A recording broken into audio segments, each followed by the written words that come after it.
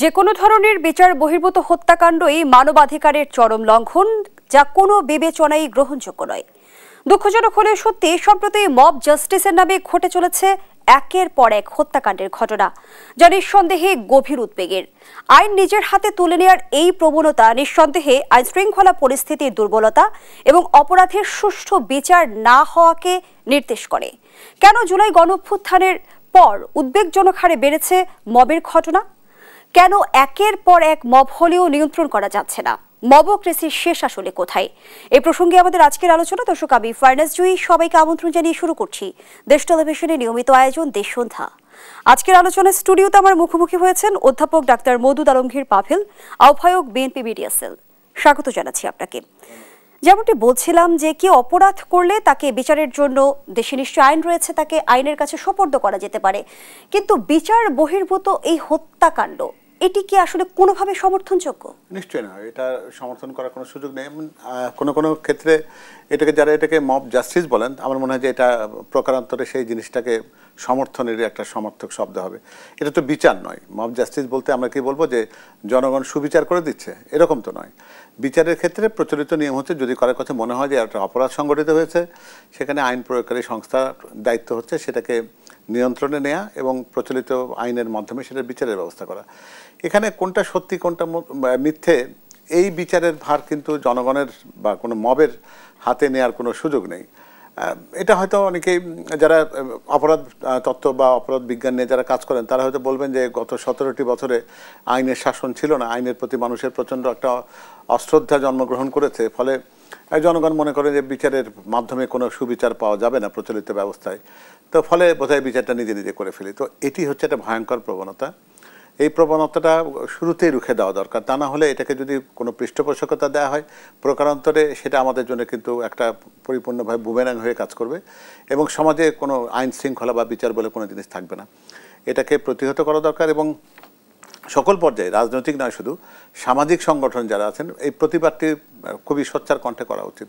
কারণ এই মুক্ত বাংলাদেশের বর্তমান পরিবেশে যদি আমরা এই সমস্ত মবক্রেসি বলতে যেটাকে বোঝাচ্ছি, এই ধরনের অনাচারকে যদি আমরা বন্ধ না করি, তাহলে আমরা খুবই কদর্যপূর্ণ যে অবক্ষয় দেখব সামাজিক এবং আইন শৃঙ্খলার, সেটা আমাদের কাছে গ্রহণযোগ্য হবে না এবং এটা পরের প্রজন্মের কাছে একটা ভুল বার্তা দেবে যে বিচারটা বোধহয় এভাবে করতে হয়। আইন ও সালিশ কেন্দ্রের তথ্য মতে গত বছর জানুয়ারি থেকে ডিসেম্বর পর্যন্ত 12 মাসে গণপিটুনিতে প্রাণ গেছে 128 জনের। চলতি বছর জানুয়ারি থেকে 22 আগস্ট পর্যন্ত 8 মাসে প্রাণ যায় 118 জনের এবং চলতি মাসেই 15 জনের প্রাণহানি হয়। গণঅভ্যুত্থানের পর আমরা তো একটা ভিন্ন বাংলাদেশ দেখতে চেয়েছিলাম, সেখানে আসলে মবক্রেসির এই ঘটনা কেন উদ্বেগজনক হারে বাড়ছে? আমি একটু আগে বলেছি যে হয়তো এটা প্রত্যেকে মনে করছেন যে বিচারের দীর্ঘসূত্রিতাতে যাওয়ার দরকার কি আছে, আমরা তো এটা অপরাধী চিহ্নিত করে ফেলেছি, কিন্তু কোন অপরাধের মাত্রা কতটুকু এবং সেক্ষেত্রে বিচারের রায় কতটুকু তার জন্য শাস্তি নির্ধারণ করবে, সেটা যদি কোনো জনগণ যদি বা কোনো একটা জায়গাতে গুটি কয়েক মানুষ যারা একখানে জুটে গেল এবং তারা সেখানে নিজে সে একটা বিচার ব্যবস্থাকে তারা প্রতিষ্ঠিত করার চেষ্টা করলো একটা হত্যাকাণ্ডের মধ্য দিয়ে, এটা তো ভয়ঙ্কর একটা ব্যাপার। কারণ আমরা তো জানি যে প্রচলিত ব্যবস্থাতেও কোনো মৃত্যুদণ্ড কার্যকর করবার ক্ষেত্রেও একাধিক ক্রস চেকের ব্যাপার আছে। এমনকি নিম্ন আদালত কারো মৃত্যুদণ্ড যদি দিয়েও থাকে, তাহলে সেটাকে নিশ্চিতকরণের জন্য কিন্তু হাইকোর্টের বা উচ্চ আদালতে যেতেই হবে। ফলে আদালত কিন্তু একটা কথা সবসময় বলে যে 1000 জন অপরাধীও যদি মুক্তি পেয়েও যায়, কারণ কোনো নিরপরাধের যেন কোনো রকম অন্যায় রিজনেবল ডাউট এটা প্রমাণ হতে হবে যে সে অপরাধটি করেছে, সেখানে কোনো বিচার নেই, তার আত্মপক্ষ সমর্থনের কোনো সুযোগ নেই। গুটি কয়েক মানুষ মনে করলো যে এটা অপরাধ সংগঠিত হয়ে গেছে এবং তারা সেই নিজেরা অস্ত্র হাতে তুলে নিল এবং বিচারটা সেই মুহূর্তে সেখানে সেরে দিল এবং জনগণ সেটা দেখলো এবং কোনো প্রতিবাদ মুখর হলো না।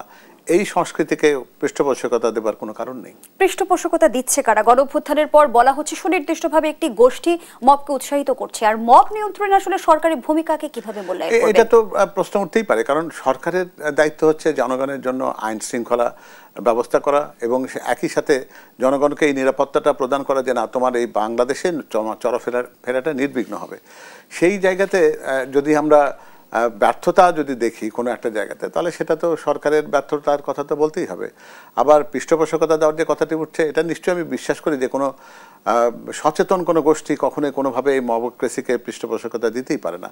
এটা সমাজে সবসময় দুষ্ট চরিত্রের লোকজন যারা থাকেন, যারা এই সুযোগটা নেওয়ার চেষ্টা করেন এবং তারা দেশের আইন শৃঙ্খলা পরিস্থিতিকে পরিকল্পিতভাবে এমন একটা জায়গায় নিতে চান যে বুঝে দেওয়ার চেষ্টা করা হয় যে এই দেশে কোনো আইন শৃঙ্খলা বলে কোনো কিছু কখনো প্রতিষ্ঠিত হবে না। সেটা যদি প্রতিষ্ঠিত হয় তাহলে এই ধরনের যারা দুষ্কৃতিকারী যারা রয়েছেন তারা কিন্তু একটা পর্যায়ে আরও বেশি করে নিজেদেরকে প্রকাশিত করবে। তো ফলে এটা আমি বলবো না যে অঙ্কুরের অবস্থায় আছে, এটি কিন্তু একটা ছোট একটা চারা গাছ হয়েছে, ফলে এটাকে আর বিকশিত হতে দেওয়ার কোনো সুযোগ নেই এবং সরকারের এই জায়গায় সর্বোচ্চ কঠোরতম ব্যবস্থা নেওয়া দরকার এবং এখানে কোনো রকম কমপ্লেসেন্সেস বা কোনো রকমের শিথিলতা দেখাবার কোনো সুযোগ নেই। সরকার কি প্রথম থেকে শিথিলতা দেখাচ্ছে? আমার তো মনে হয় যে এই সরকার বলতে তো আসলে কোনো ব্যক্তিকে তো চিহ্নিত আমরা করবো না। সরকার তার অঙ্গ প্রত্যঙ্গ যেগুলো সমস্ত প্রাতিষ্ঠানিক যে শক্তিগুলো আছে সেগুলোতে তো সরকার তার কার্যক্রমগুলো পরিচালনা করেন। এক্ষেত্রে পুলিশ বাহিনীর ক্ষেত্রে আমরা যেটা দেখেছি যে জুলাই অভ্যুত্থানের পর তাদের নৈতিক মনোবলের একটা বিরাট বড় ঘাটতি ছিল। সেটা যুক্তিসঙ্গত কারণ ছিল, কারণ আমরা গত 17টি বছর তাদেরকে দেখেছি একটা দলের হয়ে কাজ করতে এবং তারা জনগণের প্রতি খুব মারমুখী হয়েছিলেন। জনগণ পুলিশকে দেখে একটা আতঙ্কের জায়গায় তাদেরকে নিয়ে গেছিল এবং সকল ক্ষেত্রে আমরা দেখেছি যে পুলিশ যেখানে জনগণের বন্ধু হওয়ার কথা ছিল সেখানে জনগণ তাদের কাছে আস্থায় নিতে পারে নাই। ফলে জনগণের একটা আক্রোশ, একটা ক্রোধ, একটা ক্ষোভ ছিল পুলিশের উপরে। সেটা জুলাই অভ্যুত্থানের সময় কিছুটা প্রকাশিত যে হয়নি সে কথা বলা যাবে না, কিন্তু তারপরে পুলিশের সবাই যে নৈতিকভাবে স্খলিত হয়েছে এ কথা তো আমরা নিশ্চয়ই স্বীকারও করি না, বিশ্বাসও করি না। তো ফলে তাদের ভেতরে যারা সচেতন রয়েছেন, যারা মনে করেন যে তাদের একটা সত্যিকার অর্থে সৎ একটা দায়িত্ব রয়েছে সমাজের জন্য, রাষ্ট্রের জন্য, দেশের জন্য, তাদের বোধহয় একটু এগিয়ে আসা দরকার এবং জনগণকে আশ্বস্ত করা দরকার যে সে আগের পুলিশ এখন নেই। পুলিশ বাহিনী সত্যিকার অর্থে জনগণের বন্ধু হিসেবে নিজেদেরকে প্রমাণ করতে চান। তাহলে এই আস্থার জায়গাটি যদি প্রতিষ্ঠিত হয় তাহলে নিশ্চয়ই আমার মনে হয় যে সরকার বলতে আমরা প্রকারান্তরে পুলিশের নিষ্ক্রিয়তাকে যেভাবে দায়ী করতে চাইছি সেটার সংখ্যা কমে আসবে। সম্প্রতি জুলাই গণঅভ্যুত্থান নিয়ে দেয়া বিতর্কিত একটি বক্তব্যকে কেন্দ্র করে নিজের প্রাণনাশের শঙ্কা করছেন বিএনপি চেয়ারপারসনের উপদেষ্টা পরিষদের সদস্য ফজলুর রহমান। দেশ বিদেশ থেকে হত্যার হুমকি পাচ্ছেন এবং একদল ব্যক্তি মব সৃষ্টি করে তার বাসভবন পর্যন্ত চলে গেছেন। তিনি প্রশ্ন তুলেছেন যে অপমৃত্যুটা কি আমার কাম্য? এ বিষয়ে আপনার মূল্যায়ন? না, আমার মূল্যায়ন হচ্ছে কি যে আমরা হয়তো কদিন থেকে লক্ষ্য করেছি যে তিনি মন্তব্যের ক্ষেত্রে সবসময় হয়তো যেটা জনপ্রত্যাশা, যেটা আমরা মনে করি যে জুলাই অভ্যুত্থান কিংবা আমাদের স্বাধীনতা যুদ্ধ একটা গণতন্ত্রায়নের ক্ষেত্রে জনগণের আকাঙ্ক্ষার যে প্রতিফলনগুলো গত জুলাই আগস্ট মাসে হয়েছে সেগুলোকে হয়তো তিনি সব জায়গাতে সঠিকভাবে সেগুলোকে হয়তো সম্মানিত করতে পারছিলেন না। ওনার বক্তব্যের ভেতর থেকে কখনো কখনো কিছু কিছু অসংলগ্ন বার্তা যে আসেনি তা নয়। ফলে তিনি যে রাজনৈতিক দলকে প্রতিনিধিত্ব করতেন সে দলের পক্ষ থেকে কিন্তু তাকে যখনই কারণ দর্শানোর নোটিশ দেওয়া হয়েছে এবং তাকে বলা হয়েছে যে এই কাজগুলো গ্রহণযোগ্য নয় এবং এই কাজগুলোর ভেতর দিয়ে কথাগুলোর ভেতর দিয়ে আমাদের স্বাধীনতা, সার্বভৌমত্বকে, মুক্তিযুদ্ধের যে গৌরব রয়েছে সেটাকে কোনো কোনো ক্ষেত্রে হয়তো প্রশ্নবিদ্ধ করা হয়েছে। ফলে দলের অবস্থানটা পরিষ্কার ছিল। তো এটার পরপরই যারা এই অন্য রূপে যারা আবির্ভূত হয়েছেন, যারা তাকে হত্যার বা অন্যরকমভাবে তাদেরকে লাঞ্ছিত করবার হুমকি যারা দিচ্ছেন তারাও কাজটি ঠিক করছেন না। এক্ষেত্রে বাংলাদেশ তো আমরা বলবো যে হ্যাঁ, এখানে বাক স্বাধীনতা রয়েছে, একজন তার মত প্রকাশ করতেই পারে। সেই মত যদি দেশের জনগণকে যদি সংক্ষুব্ধ করে বা রাষ্ট্রের যদি কোনো ক্ষতি সাধন করে তাহলে সেখানে প্রচলিত ব্যবস্থা রয়েছে। দল হিসেবে একটা দল তার বিরুদ্ধে শৃঙ্খলাজনিত ব্যবস্থা নিয়েছে, দলের জন্য সেটাই সর্বোচ্চ ব্যবস্থা তার জন্য। সেটি উনি যদি সন্তোষজনক কারণ দর্শাতে না পারেন তাহলে দল হচ্ছে তার পরবর্তী পদক্ষেপ তার ব্যাপারে নেবে। কিন্তু জনগণের এখানে অন্য কোনো পদক্ষেপ নেওয়া বা তাকে প্রাণনাশের হুমকি দেওয়াটা এটা অগ্রহণযোগ্য। এটা হয়তো সেই মপক্রেসি সংস্কৃতিতে যারা উদ্বুদ্ধ হয়েছেন, উৎসাহিত হয়েছেন তাদেরই একটা গোষ্ঠী হয়তো এটা করার চেষ্টা করছে। এটা কখনোই সমর্থনযোগ্য নয়। কিন্তু একটি অভিযোগ আমরা রাজনৈতিক অঙ্গনে দেখি যে মব দিয়ে নিজেদের এজেন্ডা বাস্তবায়নের এক ধরনের সংস্কৃতি তৈরি হয়েছিল, সেটি কি বুমেরাং হচ্ছে কিনা এখন? এটা আমি ঠিক এইভাবে বিষয়টাকে দেখতে চাইবো না, কারণ কোনো রাজনৈতিক দল নিশ্চয়ই তার মবের মধ্যে দিয়ে তার এজেন্ডা বাস্তবায়নের চেষ্টা যদি কেউ করে থাকে তাহলে তাকে অন্তত আর যাই হোক রাজনৈতিক দল বলা যাবে না। রাজনৈতিক দলের কাজটি হচ্ছে জনগণের সমর্থনকে নিজের কাছে নেওয়া, জনগণ সমর্থনকে আদায় করা এবং সেটা নিয়ে রাষ্ট্র পরিচালনায় বা রাষ্ট্রের জন্য সেবা করা, যে কথাটি বলা হয় যে প্রত্যেকটা রাজনৈতিক দলের আদর্শিক জায়গা এটাই। তো ফলে এখান থেকে মব তৈরি করে জনগণের বা কোনো একটা মতামত নিজের পক্ষে নেওয়ার সুযোগ আছে, এটা একেবারে সম্পূর্ণরূপে একটা ভুল বা ভ্রান্ত ধারণা। এবং যারা সৎ রাজনীতি চর্চা করে তাদের জন্য এরকম কোনো এজেন্ডা থাকবার কোনো সুযোগ আছে বলে আমার মনে হয় না। এটা যদি কারো কাছে মবতন্ত্রকে ব্যবহার করে যদি রাজনীতি অভিষ্ঠা অর্জনের দুরাশা যদি কারো থাকে তাহলে সেটাকে অন্তত রাজনীতি না বলে অপরাজনীতি বলতে হবে, কারণ এটা সুস্থ রাজনীতির কোনো ধারার সাথে এটা যায় না। দায়িত্বশীল জায়গা থেকে যখন আসলে মবকে বলা হচ্ছে প্রেশার গ্রুপ, তখন আমরা সংকটের গভীরে প্রবেশ করতে পারবো কি? হ্যাঁ, এটা একটা খুবই গুরুত্বপূর্ণ প্রশ্ন। সেটা হচ্ছে যে আমরা প্রেশার গ্রুপ বলতেই পারি। যে কোনো জায়গাতে পৃথিবীর সর্বত্রই দাবি আদায়ের ক্ষেত্রে প্রেশার গ্রুপ বলে একটা কথা আছে। জনগণ যখনই সংগঠিত হয়, সংখ্যায় বৃদ্ধি হয় এবং যখন দেখা যায় যে এটা সংখ্যাগরিষ্ঠের মত, সেটি জন আকাঙ্ক্ষার প্রতিফলনের ক্ষেত্রে বিভিন্ন জায়গাতে বিভিন্ন রূপে এগুলো প্রতিফলন হয়েছে সেগুলোর কোনো একটা বিজয়ের মধ্যে দিয়ে, অভ্যুত্থানের মধ্যে দিয়ে, বিপ্লবের মধ্যে দিয়ে। কিন্তু গোষ্ঠীর মধ্যে অতি সামান্য কিছু মানুষ তারা গোষ্ঠীবদ্ধ হয়ে, সংঘবদ্ধ হয়ে এরকম কোনো কিছুকে বাস্তবায়ন করবেন এবং সেটাকে মব কালচারের রূপ দেবেন, এটা তো সংস্কৃতি বলা যাবে না। এই ধরনের কাজ তো নিশ্চয়ই অপসংস্কৃতির মধ্যে পড়ে। আপনি নিশ্চয় অবগত আছেন, নিউ ইয়র্কে আওয়ামী লীগের হামলার শিকার হয়েছেন উপদেষ্টা মাহফুজ আলম। এই ঘটনা আসলে ভবিষ্যতের জন্য কি বার্তা দিচ্ছে? এটা বলতে খুব লজ্জা লাগে যে আমরা অন্তত রাজনৈতিক দলের পরিচয় তাদের যাই থাকুক, কারণ আওয়ামী লীগ বলে এই মুহূর্তে কোনো বাংলাদেশের স্বীকৃত কোনো রাজনৈতিক দল নেই যাদের কার্যক্রম বন্ধ আছে। তো ফলে তাদের নাম দিয়ে যারা বাইরে কাজ করবেন, সেটা গত 17 বছরে তারা হয়তো সেই রাজতন্ত্রটি দেখেছেন। তারা হয়তো সবসময় দেখেছেন যে তাদের সমস্ত বক্তব্য, কার্যকলাপ অপ্রতিরোধ্য ছিল, প্রশ্নের ঊর্ধ্বে ছিল। হয়তো তারা সেই সংস্কৃতিকে এখনো ভুলতে পারেননি এবং সেটা চর্চা তারা বাইরে গিয়ে করেছেন। এটাতে আর যাই হোক, দেশ তো সম্মানিত হয় না, বরং তাদের চরিত্রের ভেতরে যে কলঙ্ক রয়েছে সেটা আরও বেশি কলঙ্কময় হয়।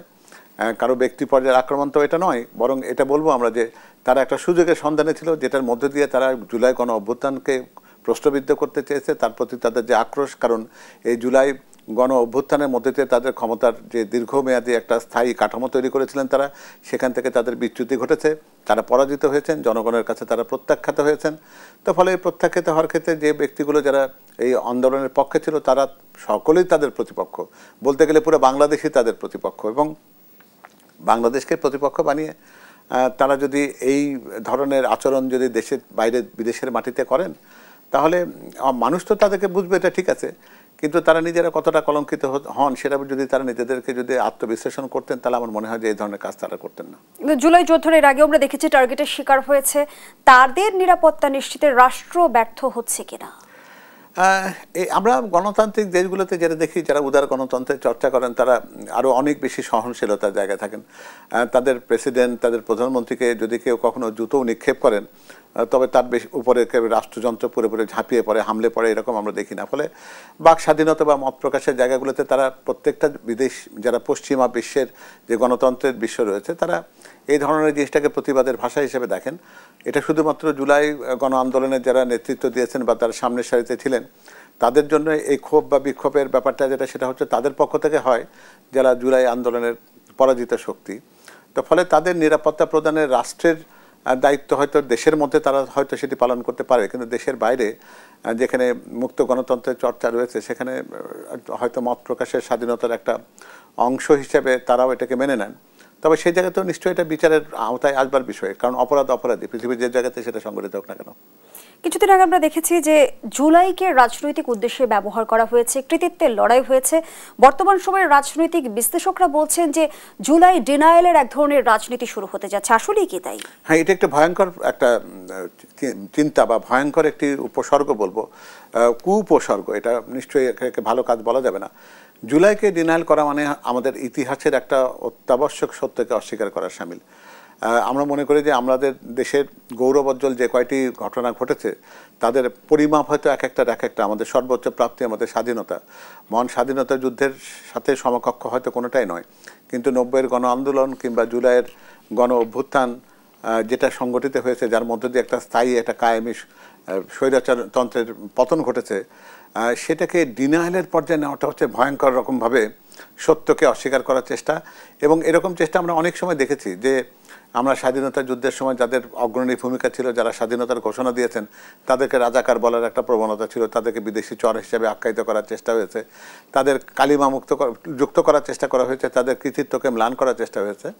ফলে এই ডিনায়াল গ্রুপ হয়তো তাদেরই বলবো যে উত্তরসূরি, যারা পরবর্তী প্রজন্মের সাথে এসে তারা মনে করছেন যে এরকম কোনো একটা কিছুকে কলঙ্ক লেপন করার মধ্য দিয়ে যদি জুলাইয়ের যে প্রাপ্তিবাদ আর গৌরব, এটাকে যদি কালিমা যুক্ত করা যায়, তাহলে হয়তো তাদের সেই অসৎ উদ্দেশ্যটা সফল হবে। এটা নিশ্চয়ই গ্রহণযোগ্য নয়। বিএনপির স্থায়ী কমিটির সদস্য সালাউদ্দিন আহমদ যেমনটি বলেছেন, নির্বাচন বিরোধীরা রাজনীতির মাঠ থেকে মাইনাস হয়ে যাবে। কিন্তু আপনার কাছে আবার প্রশ্ন, নির্বাচন বিরোধীদের পাল্লাটা যদি ভারী হয়ে যায় তাহলে নির্বাচনের গ্রহণযোগ্যতা নিয়ে প্রশ্ন উঠবে কিনা? প্রশ্নটি থাকছে বিরতির পর ফিরছি। আবারও আমন্ত্রণ, আপনারা দেখছেন দেশ টেলিভিশনের নিয়মিত আয়োজন দেশ সন্ধ্যা। আমরা আবারও ফিরছি আলোচনায়। অধ্যাপক ডক্টর মওদুদ আলমগীর পাভিল, যে আলোচনায় আমরা ছিলাম, যেমনটি বিএনপি স্থায়ী কমিটির সদস্য সালাউদ্দিন আহমদ বলেছেন, নির্বাচন বিরোধীরা রাজনীতির মাঠ থেকে মাইনাস হয়ে যাবে। কিন্তু আপনার কাছে আমার প্রশ্ন, যদি নির্বাচন বিরোধীদের পাল্লাটা ভারী হয়ে যায় তখন নির্বাচনের গ্রহণযোগ্যতা নিয়ে প্রশ্ন উঠবে কিনা? হ্যাঁ, নিশ্চয়ই। আমার মনে হয় না যে এটা একেবারে পরিপূর্ণভাবে এটা তার খণ্ডিত বক্তব্যের অংশ বলে আমি মনে করছি। মনে হয় যে উনি ব্যাখ্যা দিতে চাইলে উনি হয়তো কথাটিকে অন্যরকমভাবে বলবেন। আমরা কিন্তু কখনোই চাই না যে রাজনীতির মাঠে কেউ চলে যাক, সেখান থেকে নির্বাচনের মাঠ থেকে কেউ হারিয়ে যাক, সেটা কখনো প্রার্থিত নয়। নির্বাচন সুষ্ঠু, নিরপেক্ষ এবং অংশগ্রহণমূলক হোক, সেটা আমরা বরাবর বিএনপি চেয়েছি। সুতরাং এই জায়গায় তো অন্যরকম করে কোনো কথা বলার সুযোগ নেই। ফলে নির্বাচন বিরোধীদের পাল্লা ভারী হোক, এটা আমরা চাইবো কেন? এটা নিশ্চয়ই আমাদের চাওয়ার জায়গা না। বরং আমরা মনে করবো যে সবাই নির্বাচনমুখী হবে, সবাই নির্বাচনে প্রতিদ্বন্দ্বিতা করবেন এবং এটা একটা অংশগ্রহণমূলক একটা নির্বাচন হবে, সুষ্ঠু নির্বাচন হবে এবং প্রত্যেকের জনপ্রিয়তার জায়গা কতটুকু আছে, জনগণের কাছে কার কতটুকু গ্রহণযোগ্যতা আছে, এটা মাপা হবে। আর পাল্লা ভারী শব্দটিকে আমি এইভাবে নিই না, কারণ আমি কোন বাটখারা দিয়ে মাপছি সেটাও তো একটা প্রশ্ন। কারণ আমি সবচেয়ে বড় বাটখারাটা হলো নির্বাচন। ফলে জনগণ সত্যি সত্যি কার পক্ষে আছে না আছে সেটা তো নির্বাচনের মধ্য দিয়ে জনগণ বুঝিয়ে দেবে। তো ফলে দল হিসেবে সংখ্যায় হয়তো আপনি বলবেন যে হ্যাঁ, কেউ কেউ বলছে নির্বাচন বিরোধী কথা, কিন্তু আমার মনে হয় যে যাই বলুক, দিন শেষে বাংলাদেশের মানুষ যখন এখন একটা নির্বাচনের জন্য উন্মুখ হয়ে আছে, জনগণের প্রত্যাশা একটা নির্বাচন, তো ফলে যারা রাজনীতি করছেন, রাজনৈতিক দলে আছেন, যারা নির্বাচনকে তাদের দলের অংশ হিসেবে মনে করেন যে এটা একটা পথ যেটার মাধ্যমে জনসেবা করা যায়, তারা নির্বাচন বিমুখ হবেন এটা আমি মনে করি না। সবাই নির্বাচনে আসবেন। এনসিপির জ্যেষ্ঠ যুগ্ম আহ্বায়ক সামান্তা শামীম প্রশ্ন রেখেছেন, সরকার কি গণপরিষদ নির্বাচনের জন্য প্রস্তুতি নিচ্ছে? যদি না নেয় তাহলে এটাকে নির্বাচনের প্রস্তুতি বলা যায় না? সরকার আসলে বুঝতে পারছে না যে গণপরিষদ নির্বাচন না হলে বাংলাদেশের কোনো নির্বাচনই গ্রহণযোগ্য হবে না। এর আগেও কিন্তু এনসিপির তরফ থেকে বলা হয়েছে যে বিদ্যমান সংবিধানের অধীনে নির্বাচন হলে সে নির্বাচনে অংশগ্রহণের ক্ষেত্রে এনসিপির সংশয়ের জায়গা রয়েছে। আমার কেমন জানি মনে হয় যে যারা এই কথাগুলো বলছেন তারা হয়তো রাজনৈতিক ইতিহাসে তো তারা অত বেশি সমৃদ্ধ নন। এটা হয়তো তাদের প্রতি সম্মান রেখেই বলা যায় যে রাজনৈতিক দল হিসেবে তারা খুবই নবাগত। আর যারা বিগত দিনে রাজনীতির সাথে আছে, যারা সংবিধান পরিবর্তন, সংবিধান সংশোধনের পক্ষ বিপক্ষের যতগুলো কার্যকরণ আছে তাদের প্রত্যেকটার সাথে তারা সম্পর্কিত ছিল। আমরা একটা বিষয় বলি, আমরা আমাদের দেশে যখন সংসদীয় গণতন্ত্রের পথে ফিরে গেছিলাম তখন কিন্তু কোনো গণপরিষদের প্রয়োজন হয়নি। আমরা যখন তত্ত্বাবধায়ক সরকার ব্যবস্থার মধ্য দিয়ে যখন আমরা আমাদের নির্বাচন পদ্ধতিকে সুষ্ঠু করতে চেয়েছি তখনও কিন্তু কোনো গণপরিষদের প্রয়োজন হয়নি। গণপরিষদের প্রয়োজন হয় কখন? যখন আমরা বাংলাদেশের অভ্যুদয়ের পরে যদি আপনি লক্ষ্য করেন, সেটা দেখবেন আপনি যে সেখানে দুটো ধরনের ছিল, সংসদ সদস্য ছিল দুই ধরনের। প্রাদেশিক পরিষদের সংসদ সদস্য ছিলেন এবং জাতীয় সংসদের বা জাতীয় পরিষদের সংসদ সদস্য ছিলেন। এমএনএ ছিলেন এবং এমপিএ ছিলেন। তাদেরকে সমন্বিত করে কিন্তু একটা কনস্টিটিউশনাল অ্যাসেম্বলি হয়েছিল, এমসিএ। তারা কিন্তু আমাদের সংবিধান রচনার কাজটি করেছেন। তো ফলে আমাদের সামনে পরিপূর্ণ সংবিধান রচনা করার বিষয় তো নেই। এই ঐক্যমত্য কমিশন যে কাজটি করেছে, তারা বিদ্যমান যে সংবিধানটি রয়েছে সেই জায়গার কোন কোন জায়গায় বিচ্যুতি রয়েছে, ব্যত্যয় রয়েছে, সেগুলোকে তারা কিন্তু সংশোধন করে একটা সার্বজনীন একটা সংবিধান রচনার কাজটি করছেন। তো এক্ষেত্রে তো সংবিধানের একেবারে নতুন করে খোল নলচে পাল্টে দেওয়ার মতো কোনো ঘটনা ঘটছে না। তো ফলে এটা যদি রাজনৈতিক দলের মধ্যে যদি মতৈক্য থাকে, তারা যদি একটা ভদ্রচিত একটা ঐক্যের কাছে আসতে পারেন, একটা চুক্তিতে বা একটা অঙ্গীকারে আসতে পারেন যে তারা সংসদে গেলে দায়িত্ব পালন করবেন, সেক্ষেত্রে গণপরিষদের তো কোনো প্রয়োজন নেই, একটা সংসদই তো এই কাজটি করতে পারে। এবং জুলাই সনদের খসড়া নিয়েও আমরা রাজনৈতিক অঙ্গনে নানামুখী বিতর্ক দেখছি। জুলাই সনদের অঙ্গীকার নামার কিছু বিষয় অযৌক্তিক মনে করে বিএনপি বিকল্প প্রস্তাব নিয়ে ঐকমত্য কমিশনের আলোচনার সময় দেওয়া হবে, সংবিধানের উপরে স্থান পায় এমন কোনো বিষয় গ্রহণযোগ্য হবে না, বিএনপির তরফ থেকে এমনটি বলা হচ্ছে। অন্যদিকে আবার ঐকমত্য কমিশনের সহসভাপতি অধ্যাপক আলী রিয়াজ বলেছেন, জুলাই সনদের সাংবিধানিক স্বীকৃতি নিশ্চিত করতে এমনটা বলা হয়েছে। হ্যাঁ, জুলাই সাংবিধানিক স্বীকৃতি তো লাগবে, কারণ জুলাই সনদের ভিতরে কয়েকটা কথা আছে যেগুলোকে সাংবিধানিকভাবে আমাদেরকে সংযুক্ত করতে হবে। যেমন এই গণ অভ্যুত্থান যেটা হয়েছে, গণ অভ্যুত্থানের মর্যাদা, তার যে গৌরবদীপ্ত যে ইতিহাস যেটি আছে এবং যাদের আত্মত্যাগের বিনিময়ে এই জুলাই অভ্যুত্থান এবং ফ্যাসিবাদ বিরোধী আন্দোলনের বিজয় অর্জিত হয়েছে, সেই শহীদদের যে অবদান সেটা তো আমরা সংবিধানে সংযুক্ত দেখতে চাই। তো ফলে সংবিধানে এটা সংযুক্ত না হওয়ার পেছনে কোনো কারণ নেই। কিন্তু অন্যান্য যে বিষয়গুলো রয়েছে সেই বিষয়গুলো কিন্তু সংবিধানের বর্তমানের যে ব্যবস্থাপনা রয়েছে সেই জায়গাতে কোনো কোনো জায়গাতে অন্তর্ভুক্তি বা সেখান থেকে বিযুক্তি, কোনো জিনিসকে যোগ করব বা কোনো জিনিসকে বাদ দেব। সেখানে একটা জিনিস যুক্ত করার আছে যেটা দ্বিকক্ষ বিশিষ্ট একটা পার্লামেন্টের ব্যবস্থাপনার কথা বলা হয়েছে। সেখানে বলা হয়েছে যে একজন প্রধানমন্ত্রীর মেয়াদ কতটুকু থাকবে, কতদিনের জন্য একটা প্রধানমন্ত্রী থাকবেন, এই ব্যবস্থাটা আছে। এবং রাষ্ট্রপতি এবং প্রধানমন্ত্রীর ক্ষমতার ভিতরকার কিছু ভারসাম্যের কথা বলা হয়েছে। তো এগুলোও তো এত বড় মাপের কোনো ব্যাপার নয় যে যেগুলোর জন্য একেবারে নতুন করে সংবিধান লিখতে হবে। সংবিধানে আমরা একটা অনুচ্ছেদকে সংযুক্ত করতে চাই। সেই অনুচ্ছেদটি হচ্ছে গত জুলাই অভ্যুত্থানে যারা শহীদ হয়েছেন, যাদের অবদান রয়েছে, তাদের স্বীকৃতি এবং রাষ্ট্রীয়ভাবে তাদের মর্যাদাকে সংরক্ষণ করার যে কাজগুলো আছে সেটাই সংবিধানে সংযুক্ত হবে নতুন হিসাবে। জাতীয় সংসদ নির্বাচনের সঙ্গে একই দিনে জুলাই সনদ বাস্তবায়ন প্রশ্নে গণভোট করা যায় কিনা তা নিয়ে আলোচনা চলছে। এ বিষয়ে বিএনপির অবস্থান কি হবে? বিএনপি গণভোটের কথা এই মুহূর্তে নেই, কারণ আপনি যদি বর্তমান এই যে সরকার, যেটা অন্তর্বর্তীকালীন সরকার প্রতিষ্ঠিত হয়েছে, তারা কিন্তু একটি সংবিধানের প্রতি শপথ নিয়েছেন। সেই সংবিধানটা যদি বর্তমানে বিদ্যমান সংবিধান হয় তাহলে সেই সংবিধানে কিন্তু গণভোটের কোনো বিধান নেই।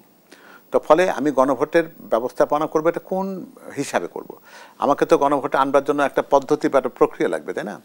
সেটা হতে পারে আদালতের রায়ের মধ্য দিয়ে ইতিমধ্যেই তো গণভোটের বিধান ফিরেছে এবং তত্ত্বাবধায়ক সরকার ব্যবস্থা ফিরেছে।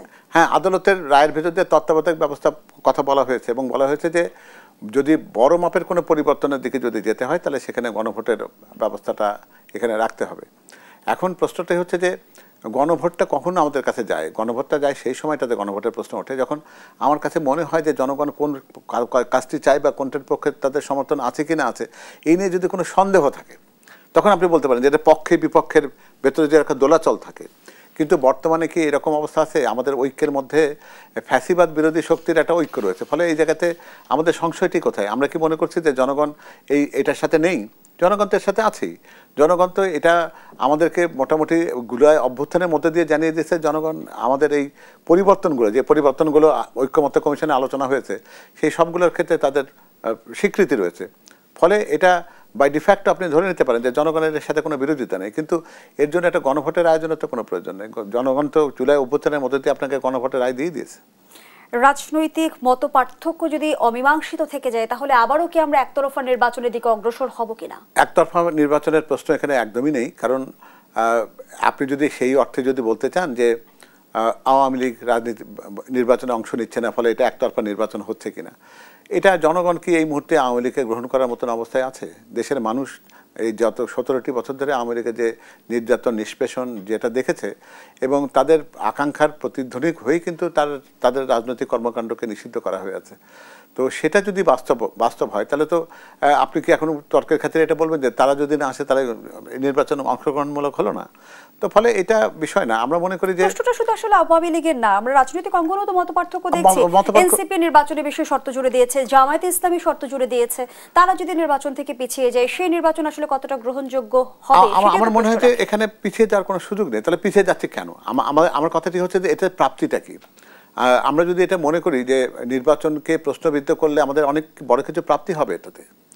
আমরা সবাই তো নির্বাচনই চেয়েছি। 17টি বছর ধরে দেশের মানুষের বা বিএনপির পক্ষে এবং জামায়াতে ইসলামের পক্ষ থেকে যে আন্দোলনগুলো হয়েছে সেই আন্দোলনে তো একটা সুষ্ঠু নির্বাচনের প্রত্যাশাই ছিল, তাই না? তো এখন আমরা কেন মনে করছি যে একটা সুষ্ঠু নির্বাচন হবে না? এই নিয়ে কি কারো কোনো প্রশ্ন আছে? সেখানে নতুন করে এই পিআর পদ্ধতির বিষয়, গণভোটের বিষয়, এগুলো তো আলোচনা ছিল না। গত 17টি বছর ধরে আমরা সবাই সমস্বরে একটা শব্দকে উচ্চারণ করেছি, সেটি হচ্ছে আমরা সবাই নির্বাচন চাই। তো নির্বাচনের একটা বৈধ এবং সত্যিকার অর্থে একটা সুষ্ঠু বাতাবরণ তৈরি হয়েছে, যেটা আগামী ফেব্রুয়ারি মাসে হতে যাচ্ছে এবং সেই নির্বাচনকে তো কেউ বিরোধিতা করেনি। জামায়াতে ইসলামী বলেন বা এনসিপি বলেন, সবাই তো বলেছে যে নির্বাচনকে তারা স্বাগত জানাচ্ছে। তাহলে এক্ষেত্রে নির্বাচনকে যদি স্বাগত জানায় তাহলে সেই জায়গায় কি একটা প্রশ্ন যদি এরকম ওঠে যে তারা হয়তো তাদের প্রস্তুতির যথার্থ নয় বা যথেষ্ট নয় বা তাদের নির্বাচনী ফলাফলটা ভালো হবে না বা কাঙ্ক্ষিত পর্যায়ে যাবে না, সেই কারণে তারা সেখান থেকে পিছিয়ে যাচ্ছেন, সেটা যদি কারণ হয় তাহলে আমি একটা জিনিস বলতে চাই যে রাজনীতি তো কোনো খণ্ডকালীন কোনো খেলা নয়। রাজনীতির মাঠে আপনাকে দীর্ঘ সময় ধরে থাকতে হয়। সেখানে উত্থান আছে, পতন আছে, জয় আছে, পরাজয় আছে, সব কিছু মিলেই তো রাজনীতি। ফলে রাজনীতিতে জয় না হলে আমার রাজনীতি হলো না, ঠিক এই অবস্থানের মধ্যে কারো যাওয়া ঠিক না। বিরোধী দলে থেকেও কিন্তু একটা সুষ্ঠু ধারা রাজনীতি করা যায়।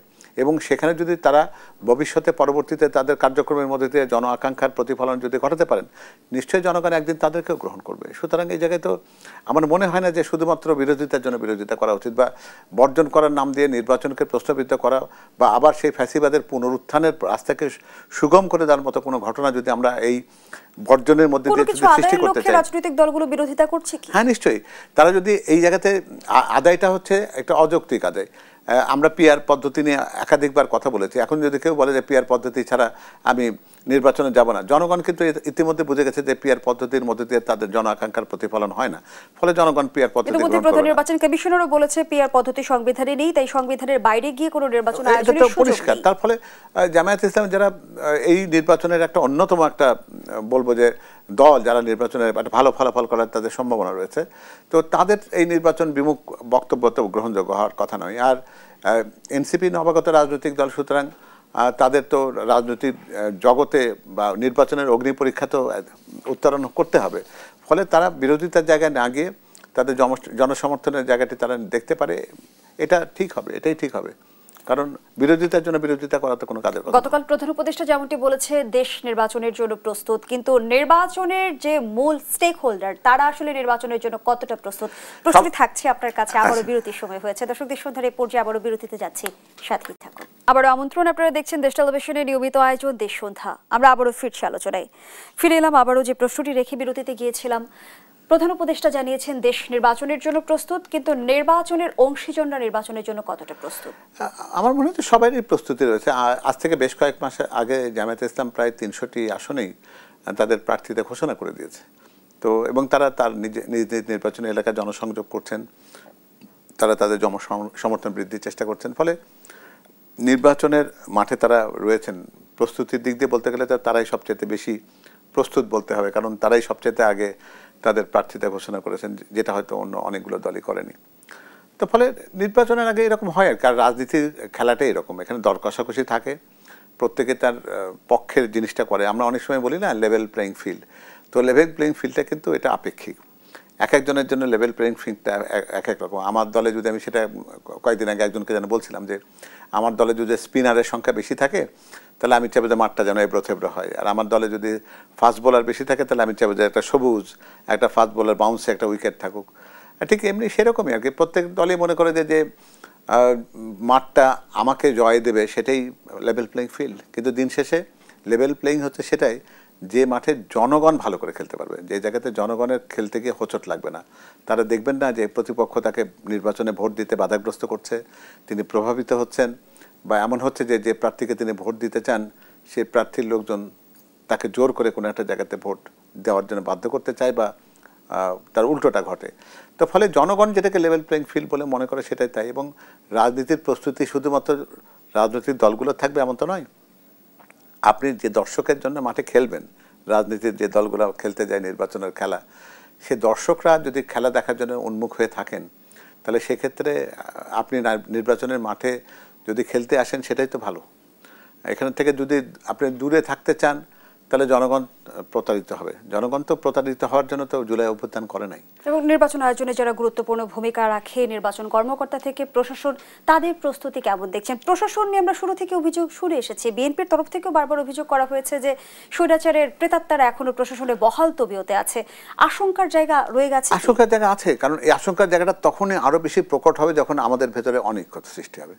আমাদের যদি রাজনৈতিক দলগুলোর যদি ঐক্য থাকে তাহলে জনগণও ঐক্যবদ্ধ থাকবে, কারণ জনগণ তো রাজনৈতিক দলের মধ্য দিয়ে তাদের কথাগুলোকে প্রকাশ করতে চান, তাই তো?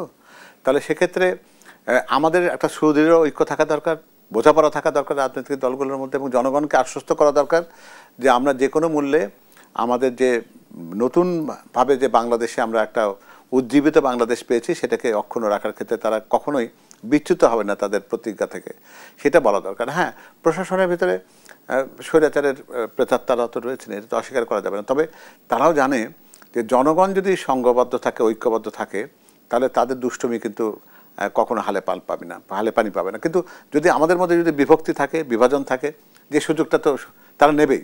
তারা তো একটা বিরাট একটা সংখ্যা, 17 বছরে তো একটা ফলভোগী সুবিধাভোগী একটা বিরাট বড় একটা দল গড়ে উঠেছে।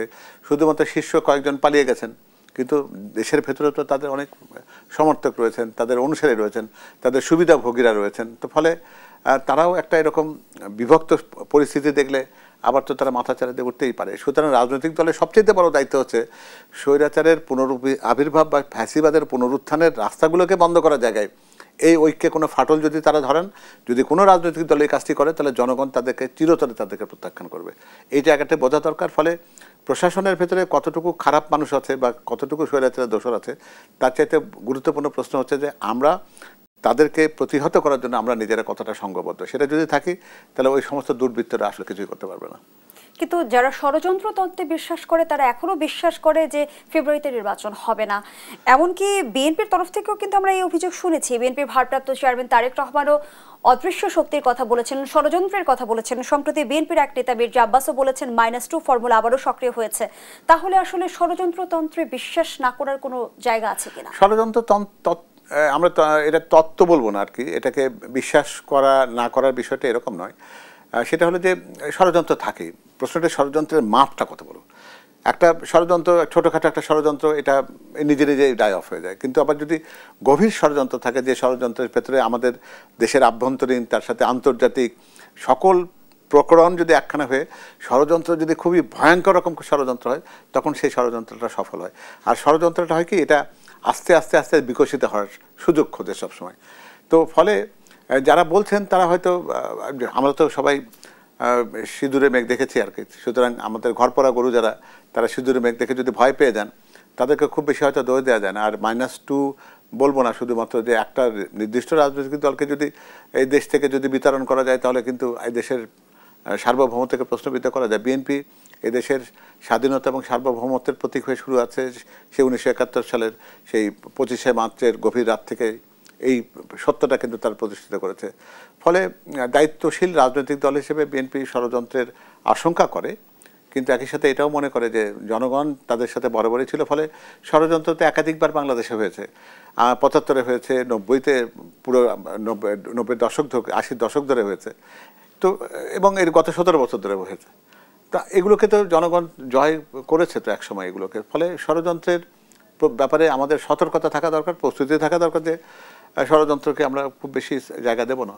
এটা যদি থাকে তাহলে তো ষড়যন্ত্রকারীরা নিশ্চয়ই কোনো কিছু করতে পারবে না। আমাদের নির্বাচনেরই আমরা ডিপ স্টেটের কথা শুনি, আমরা আন্তর্জাতিক মহলের ষড়যন্ত্রের কথা শুনি। সাম্প্রতিক সময় আমরা যে কূটনৈতিক তৎপরতা দেখছি, বিশেষ করে একটি বিষয়ে বেশ আলোচনা এসেছে, যুক্তরাজ্যে তারেক রহমানের সাথে যুক্তরাষ্ট্রের রাষ্ট্রদূতের যে বৈঠকের কথা, সেটি নিয়ে আসলে প্রশ্ন রাখাই যায়, তাহলে কি আমাদের নির্বাচনের নিয়ন্ত্রণ অন্য কারো হাতে? এটা ওইভাবে দেখা ঠিক হবে না। এটা পৃথিবীব্যাপী কিন্তু কূটনীতির একটা অংশই হচ্ছে যে যে দেশে সে দেশের রাষ্ট্রদূতরা থাকেন, তারা তাদের স্বার্থের বিষয়গুলোকে নিশ্চিত করতে চান। আমার ধারণা যে এটা শুধুমাত্র যে বিএনপির ভারপ্রাপ্ত চেয়ারম্যান যেহেতু দেশের বাইরে আছেন, সেহেতু তার সঙ্গে দেখা করার জন্য হয়তো তাকে সেখানে যেতে হয়েছে। কিন্তু এর মানে এই না যে বাংলাদেশে অন্যান্য রাজনৈতিক দলের সাথে সেই রাষ্ট্রদূতের কথা হয়নি বা দেখা হয়নি, সেটা না।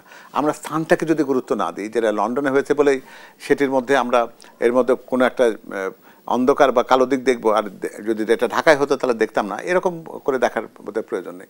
কারণ এই মুহূর্তে যে সমস্ত বৃহৎ দেশ, বাংলাদেশের বন্ধু প্রতিবেশী বলি, যারাই বলি না কেন, তারা কিন্তু প্রত্যেকটা রাজনৈতিক দলের সাথে কিন্তু তাদের যোগাযোগ আছে, কথাবার্তা আছে, সবই আছে। এটা এরকমই থাকে যে তারা জানতে চায় যে আপনারা যদি নির্বাচিত হন তাহলে আপনারা কিভাবে আমাদের সাথে সম্পর্কটা কিভাবে রাখতে চান। কারণ পৃথিবীর প্রত্যেকটা দেশেরই তো বিনিয়োগ থাকে, তারা তাদের সেই বিনিয়োগটা নিশ্চিত করতে চান যে এটি নিরাপদ এখানে, সেখান থেকে তাদের লভ্যাংশটা তারা তাদের দেশে নিয়ে যেতে পারবে কিনা, এরকম কথা তারা বলতেই পারেন। একটা দেশ যখন অনেক বিপুল পরিমাণে কোনো জায়গাতে তাদের সংশ্লিষ্টতা থাকে, উন্নয়ন অংশীদারিত্ব থাকে, তারা সেটাকে নিশ্চিত করতে চান। তো ফলে সেটাও একটা আলোচনার অংশ হতে পারে। সকল ক্ষেত্রে আমরা বোধহয় এর নেতিবাচক দিকটা নাই বা দেখলাম। কিন্তু প্রধান উপদেষ্টার ঘোষিত সময় অনুযায়ী নির্বাচন নিয়ে বিএনপির সকল সংশয় কেটে গেছে, এমনটি ধরলে কি ভুল হবে? নির্বাচনের সংশয়টা আসলে হয় কি যে এটা মানে প্রতিদিনকার খেলার মতন আর কি। আজকে যেটি ভালো আছে কালকে সেটি খারাপ, কালকে যেটা ভালো থাকবে আজকে সেটা ভালো নয়। নিশ্চিতভাবে নির্বাচনের কখনোই বলা যায় না। কারণ বাংলাদেশ তো অনেক সময় দাবার বড়ে হয়েছে আর কি। আমরা ষড়যন্ত্র বলি বা আক্রমণ বলি বা বাইরে থেকে আমাদের দেশের নির্বাচন পদ্ধতিকে বা নির্বাচন ব্যবস্থা, এমনকি নির্বাচনের ফল প্রভাবিত করবার মতো ঘটনাও আমরা এর আগে দেখেছি তো, তাই না? তো ফলে নিশ্চিত হওয়ার মতো কোনো সুযোগ নেই, সতর্ক থাকার কথা বলতে পারি আমরা, বরং যে সতর্ক দৃষ্টি দিয়ে নির্বাচনের সময় যত ঘনিয়ে আসবে প্রতিটি দিনটাকে আলাদা করে বিশ্লেষণ করতে হবে, দেখতে হবে, এবং অনাগত দিনের এরকম কোনো বিচ্যুতির কোনো আশঙ্কা যদি থাকে তার জন্য প্রস্তুতিও রাখতে হবে। দেশ যখন নির্বাচনের দিকে অগ্রসর হচ্ছে তখন আসলে আমরা দেখছি সময় বাকি মাত্র 6 মাস, ফেব্রুয়ারিতে নির্বাচন হলে। এখন তারেক রহমানের দেশে ফিরতে বাধাটা কোথায়? তারেক রহমানের বেশি ফিরতে কোনো বাধা নেই, তার সাথে এটাও একটা জিনিস দেখা দরকার যে এটা আমরা কিন্তু কখনোই 8-10টা মানুষের মতন এটা কখনো দেখতে চাই না যে একজন মানুষ একটা দেশের বাইরে গেলেন বা ফিরলেন, তার একটা দেশ থেকে যাওয়ার একটা টিকিট, একটা রিটার্ন টিকিট থাকলো এরকম করে।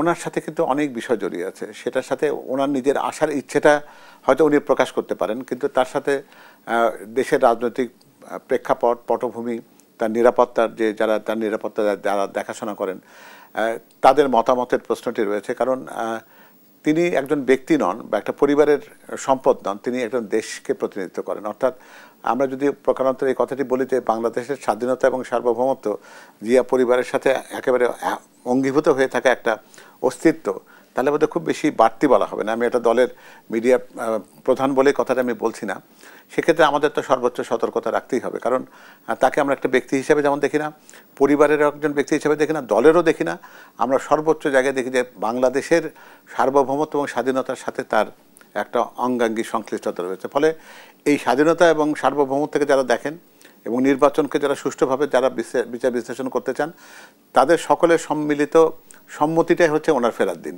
ওনার ব্যক্তিগত চাওয়া বা ইচ্ছার বিষয় এখানে খুব বেশি মুখ্য নয়।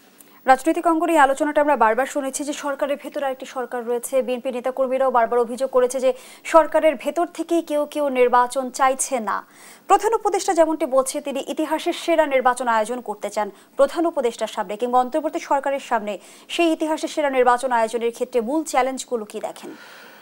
হ্যাঁ, মূল চ্যালেঞ্জ হচ্ছে এইটা যে এই সরকার ঠিক তত্ত্বাবধায়ক সরকারের মতো 3 মাসের সরকার ছিলেন না, যে যার ফলে তারা একটা পরিপূর্ণ একটা নির্বাচন করবার অঙ্গীকার নিয়ে এসছেন, নির্বাচন করলেন, 90 দিনের মধ্যে চলে গেলেন। এই সরকারটি অন্তর্বর্তীকালীন সরকার, ফলে তারা জন আকাঙ্ক্ষার বেশ কিছু জিনিস কিন্তু নিজেদের মধ্যে ধারণ করে ফেলেছেন। তারা নিজেরা বলেছেন যে তারা বিচার কার্যটি এগিয়ে নিতে চান বা শুরু করতে চান, তারা সংস্কারের একটা উল্লেখযোগ্য দৃশ্যমান একটা ব্যাপার করতে চান, এবং তারপরে সর্বশেষ তো বলেছেন আপনি যে একটা ইতিহাসের শ্রেষ্ঠ নির্বাচনও তারা অনুষ্ঠান করতে চান। ফলে এইগুলো করবার জন্য তো সরকার শুধু একা করে না, সরকারের একটা বিরাট বড় একটা মেশিনারিদের প্রয়োজন হয়। আইন শৃঙ্খলা বাহিনী, আমাদের প্রশাসনের সহযোগিতার প্রশ্ন আছে, এবং সর্বোপরি নির্বাচন যারা করবেন সেই সমস্ত রাজনৈতিক দলগুলোর সহযোগিতার জায়গা আছে। ফলে সব কিছু মিলে প্রত্যেকের সহযোগিতাই হচ্ছে সবচেয়ে বড় চ্যালেঞ্জ। সরকারের সদিচ্ছাই একমাত্র বিষয় এটা নয়, তবে এটাও গৌণ নয়। এখানে প্রধান উপদেষ্টার একটা চরম একটু দৃঢ় একটা অবস্থান থাকা দরকার আছে। উপদেষ্টা পরিষদের ভেতরে যে বাক্যের যে বিচ্যুতি আছে, বাক্যের যে ভিন্নতা আছে, সেটাকে একীভূত করে সবাই একইভাবে প্রধান উপদেষ্টার সাথে যদি একটা প্রতিধ্বনিত করে তারাও যদি বলতে চান যে তারাও সেই ঐতিহাসিক সর্বশ্রেষ্ঠ নির্বাচনের একটা অংশী হতে চান প্রধান উপদেষ্টার সাথে, তাহলে দায়িত্ব পালনের ক্ষেত্রে তাদেরও কিন্তু অনেকটা দায়িত্ব রয়েছে। ফলে সব কিছু মিলে সবাই মিলে যদি এই চেষ্টাটা আন্তরিক থাকে তাহলে নিশ্চয়ই এটা অসম্ভব নয়। 24শে গণঅভ্যুত্থানে আমরা দেখেছি জেনজির একটা অভূতপূর্ব ভূমিকা। এই যে নতুন প্রজন্মের যে পরিবর্তন বা মনোজগৎ, সেটি আসলে রাজনৈতিক দলগুলো বুঝতে সমর্থ হচ্ছে কি, কিংবা তাদের প্রত্যাশা, তাদের দাবি কতটা আসলে আমলে নিতে পারছে রাজনৈতিক দলগুলো? হ্যাঁ, এই তারুণ্যের কে যারা অস্বীকার করবে তারা একটা বিরাট ভুল করবে। এবং বিএনপি কিন্তু আমাদের দলের পক্ষ থেকে কিন্তু সবসময় বলা হয় যে আগামী নির্বাচনের যেটা বলি আমরা যে তারুণ্যের প্রথম ভোট ধানের শীষের পক্ষে হোক। আমরা কিন্তু আমাদের স্লোগানের মধ্যে এই স্বীকৃতিটা রেখেছি যে যারা তিনটি নির্বাচন বঞ্চিত হয়েছে, এমনকি প্রথম নির্বাচনে যারা তরুণ ছিল তারা এখন যুবা হয়ে গেছেন, তাদেরকে আর ঠিক তরুণ বলাও যাবে না। নতুন যারা অন্তর্ভুক্ত হয়েছেন তারা মিলিয়ে অনেক একটা বিরাট বড় একটা সংখ্যা। এই সংখ্যাটিকে যারা গুনতে ভুল করবেন, তাদের মনোজগৎকে যারা পড়তে ভুল করবেন, তারা কিন্তু বিরাট ভুল করবেন। তার ফলে বিএনপি সে ভুল করতে চায় না। বিএনপি আগামী দিনে তাদের জন্য কর্মসংস্থান, তাদের জন্য নিরাপদ বাংলাদেশ এবং তাদের জন্য একটা সত্যিকার অর্থে প্রযুক্তি নির্ভর যে বাংলাদেশ তারা কল্পনা করেন, তারা মুক্ত বাংলাদেশ চিন্তা করেন, তারা মত প্রকাশের স্বাধীনতার বাংলাদেশকে চিন্তা করেন। তারা এই জায়গায় তাদের প্রতি সুবিচার হবে, তারা কোনো অন্যায়ের বা কোনো অবিচারের সম্মুখীন হবেন না, অবিচারের শিকার হবেন না। সেটিকে নিশ্চিত করার সার্বিক ব্যবস্থাপনার প্রস্তুতি বিএনপির কাছে আছে। ফলে আমি আমার রাজনৈতিক দলের পক্ষ থেকে বলতে পারি আমাদের জন্য প্রথম এবং শেষ চাওয়া অন্তত তরুণদের জন্য যে তাদের প্রতি তাদের মনোজগৎকে পড়বার জন্য আমাদের প্রচেষ্টার কোনো ঘাটতি নেই এবং এই প্রচেষ্টা সফলভাবে তখনই প্রতিফলিত হবে যখন আমরা এটাকে এই স্লোগানটাকে সত্যি প্রমাণ করতে পারবো যে তারুণ্যের প্রথম ভোট ধানের শীষের পক্ষে হোক। আমরা যদি সেই অঙ্গীকারটাকে যদি মনে প্রাণে ধারণ করি তাহলে নিশ্চয়ই আমরা তারুণ্যের প্রত্যাশা, তাদের মনোজগতের যে আকাঙ্ক্ষা রয়েছে সেটির প্রতি আমরা সুবিচার করতে ভুল করব না। রাজনৈতিক বিশ্লেষকরা বলছেন যে এইবার রাজনীতির মাঠে কিংবা নির্বাচনের মাঠে বিএনপির তেমন কোনো শক্ত প্রতিদ্বন্দ্বী নেই, তারপরও বিএনপির ভারপ্রাপ্ত চেয়ারম্যান কেন নেতাকর্মীদের বারবার সতর্ক করেন যে আগামী নির্বাচন ইতিহাসের সবচেয়ে কঠিন নির্বাচন হতে যাচ্ছে? এই আশঙ্কা কেন? এই আশঙ্কাটার পেছনে কারণ আছে, হয়তো দুটো তিনটে কারণ বলতে পারি। যে একে তো আমরা একটা স্বৈরাচারের একটা শক্তিশালী স্বৈরাচার, 17টি বছর তারা কিন্তু এখানে শুধুমাত্র এখানে ললিপপ খাওয়ার কাজটি করেনি, তারা এই দেশের সমস্ত সাংবিধানিক প্রাতিষ্ঠানিক কাঠামোগুলোকে তারা ভেঙেছেন। এখানে কোনো আইনের শাসন ছিল না, বিচার বলে কিছু ছিল না, প্রশাসন কিছু ছিল না, সবগুলোকে একমুখী করে ফেলেছি আমরা। ফলে তারা অস্তিত্বহীন হয়ে গেছে, বিলীন হয়ে গেছে, এটা মনে করার কোনো কারণ নেই। ফলে কোনো একটা সুযোগ পেলে তারা যে আবার মাথা চারা দিয়ে উঠতে পারে সেটা একটা অনেক বড় চ্যালেঞ্জ। আর একটা চ্যালেঞ্জ হচ্ছে আমাদের নিজেদের মধ্যে। আমরা যদি সেই অভ্যুত্থানের স্পিরিটটাকে যদি ভুল করি, আমরা যদি শহীদের প্রতি আমাদের সেই দায়বদ্ধতার ক্ষেত্রে যদি আমাদের ব্যক্তিগত আকাঙ্ক্ষা বা দলীয় কোনো সংকীর্ণ দৃষ্টিভঙ্গির থেকে সেটাকে দেখতে গিয়ে যদি আমরা ভুল করে ফেলি, সেগুলো কিন্তু প্রকৃতপক্ষে চ্যালেঞ্জ। এবং যেটা আগামী নির্বাচনের সবচেয়ে শক্তিশালী বা সবচেয়ে বড় যে চ্যালেঞ্জের কথাটি উনি বলতে চেয়েছেন, সেগুলো এদের মধ্যে যেমন অন্তর্নিহিত রয়েছে, আবার একই সাথে দলের মধ্যে আছে। যেমন উনি সবসময় বলেন যে দলের গুটি কয়েক দুর্বৃত্তের জন্য বাংলাদেশ জাতীয়তাবাদী দল বিএনপি বাংলাদেশের জন্য তাদের এত বড় বড় ঐতিহাসিক অর্জন, সেগুলোকে বিনষ্ট করার কোনো সুযোগ দেওয়া যায় না। এবং একটা বড় রাজনৈতিক দল হিসেবে নমিনেশন বা নির্বাচনে যারা প্রার্থিতা হতে চান, সে দলের প্রার্থী হিসেবে তাদের অনেক বড় অনেক ব্যাপক সংখ্যক মানুষের প্রত্যাশা থাকবে, সবাইকে সন্তুষ্ট করা যাবে না। ফলে সেটাও একটা চ্যালেঞ্জ। তো সব কিছু মিলে এগুলোই চ্যালেঞ্জ, এবং যার জন্য আগামী নির্বাচন সবচেয়ে কঠিন নির্বাচন হতে যাচ্ছে, এটা উনি সঙ্গতভাবে বলেছেন। অসংখ্য ধন্যবাদ জানাচ্ছি অধ্যাপক ডাক্তার মধুদ আলমগীর পাভেল। আমরা আমাদের আয়োজনের একেবারে শেষ পর্যায়ে দর্শক শেষ করছি দেশসুন্ধার আজকের আয়োজন। ধন্যবাদ এতক্ষণ আমাদের সাথে থাকার জন্য।